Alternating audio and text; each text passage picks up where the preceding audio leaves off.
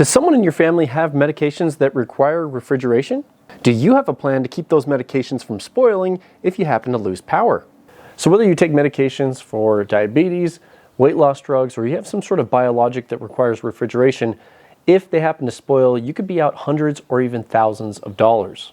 Now right here, I have an affordable solution to keeping your medications refrigerated. This is the SetPower FC20 12-volt fridge. Now if you haven't seen a 12-volt fridge before, let me explain how it works. Right here you have a DC compressor that cools off the inside of the fridge. It works just like the fridge in your house. If you open it up, you have space for food, drink, and medications, and these come in all sorts of different sizes. On the top of the fridge, you have a display that shows the internal temperature, a voltmeter, and some buttons to adjust the temperature. You can set this as a freezer or a fridge. Now they call this a 12-volt fridge because it runs off a 12-volt power source. I'm currently running it off a lithium iron phosphate battery. You could also run it off a lead acid battery, or even connect this to your truck, car, 12-volt socket so you can use it on the go. They also include an AC to DC adapter so you can power this in your house. Now I mentioned that this is an affordable option for keeping your medications refrigerated. In the past, 12-volt fridges were very expensive, but that is not the case with this SetPower FC20. This is usually priced at $209, but right now they have their 4th anniversary sale, so you can pick up these fridges on a discount. For example, this one's priced at $175. So for $175, you can get a very efficient and well-performing 12-volt fridge. Now I actually have over 100 hours of tests on this fridge to determine the power usage numbers and how accurate it is. So let's break down those results so you guys can see how it performs. In my first set of tests, I wanted to answer the question, how much power does this fridge use? And I actually test in 2 different temperature levels. I test here in my basement at 70 degrees ambient, and then I also do some tests with this in a closet with a heater at 85 degrees ambient because ambient temperature affects the power usage quite a bit. Now there are 4 different tests. I did 2 tests with it running as a fridge with a set point of 36 degrees, and then I did an additional 2 tests with it set as a freezer at 5 degrees Fahrenheit. So let's see how much power it uses. Now up on the screen you'll see the first 2 tests that I did to track the power consumption for this fridge. This is where I had it at a set point of 36 degrees Fahrenheit. I tested at 2 different temperatures for 24 hours, the 70 degree ambient test and the 85 degree ambient test. At the 70 degree level, it pulled a total of 190 watt hours over a 24-hour period, or an average of 7.9 watts, so really efficient at 70 degrees. Now as the temperature went up to 85 degrees, it pulled a total of 264 watt hours, or an average of 11 watts. So from these results, you can see as the ambient temperature increases, the compressor has to run more frequently, leading to a higher average power consumption. Now, how much power does this use as you have it set to a freezer mode of 5 degrees Fahrenheit? Up on the screen, you'll see a chart breaking down both fridge and freezer numbers. On the left-hand side, the blue chart, 70 degrees ambient, pulled a total of 550 watt hours, or an average of 22.9 watts. So about 3 times as much power than when set to fridge mode. On the right-hand side, you'll see it running at 85 degrees ambient, pulled a total of 885 watt hours, or an average of 36.9 watts. So the compressor is basically running consistently at that temperature. In conclusion, the SetPower FC20 works as a fridge and a freezer. Just remember, the lower the temperature you have on the set point, the more power it's going to use. Well, now that we know the power usage numbers for this fridge, let's do a calculation to estimate runtime. So let's say we had a battery or a power station with 500 watt hours of usable capacity. How long will this fridge run?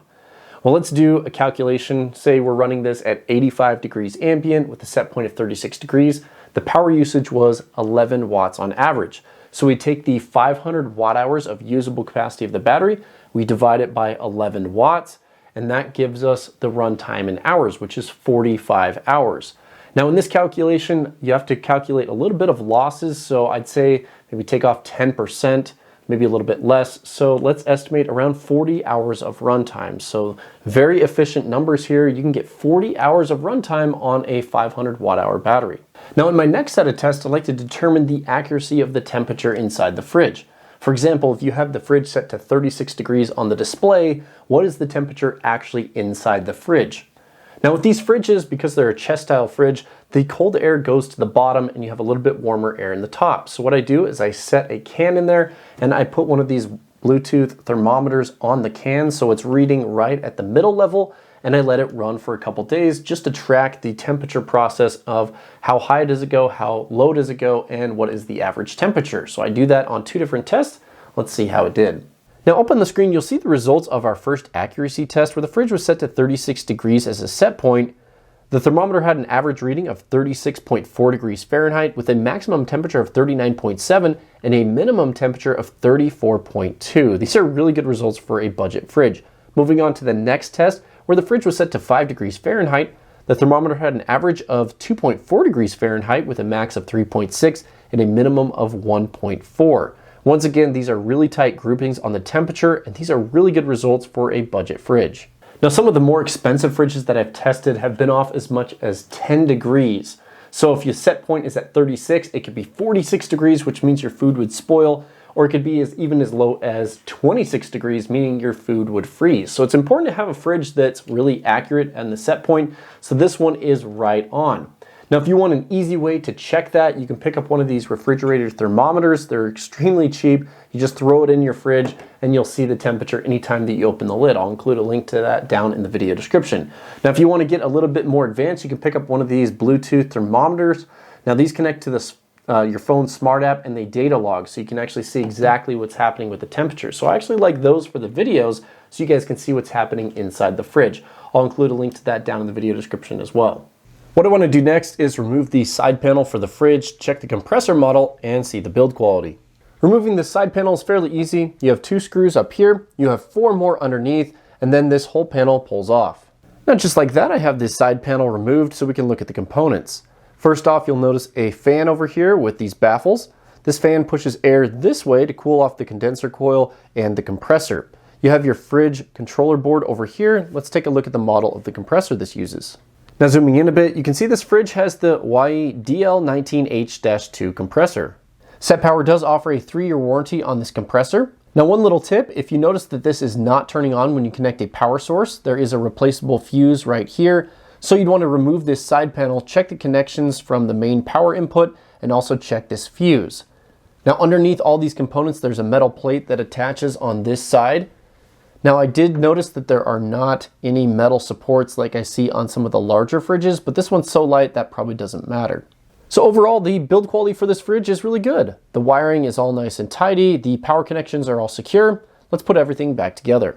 Now there are so many different ways that you can use these 12-volt fridges. In the past, I've used these for camping. I've also used them during road trips. But now you can see from this video, you can also use them to keep your medications from spoiling, whether it's during a power outage or if you just want to take your medications on the go. These are an excellent way. Now I like this particular model from SetPower because it's super lightweight. It only weighs 22 pounds, so basically anybody can carry that around. It has these nice built-in handles, so it's easy to move. I also like that the lid is reversible, so you can take it off and flip it around, so it opens on the opposite end. So then it doesn't matter which way you orient the fridge, you can open it from either way. Also, I like that the display has a built-in voltmeter because not all fridges show you that, so you can see the voltage of your battery without having to check a voltmeter on the actual terminals. Now, SetPower offers different sizes of fridges. They offer smaller ones, they offer larger ones on their website. They also offer dual zone options that have a fridge compartment and a freezer compartment, so you can have a fridge and freezer at the same time. I have a site-wide discount code for SetPower products. I'll include that down in the video description if you're interested in checking out their other options. Now, if you use a 12-volt fridge differently than what I've mentioned in the video, I'd love to hear how you use it. Leave a comment down in the comment section. And if you like the video, please smash the thumbs up button, share it with your friends and family. I'll also recommend a few other videos that you can check out in case you're interested in this sort of content. Like always, thank you so much for your support. Thanks for watching. We'll see you guys in the next video.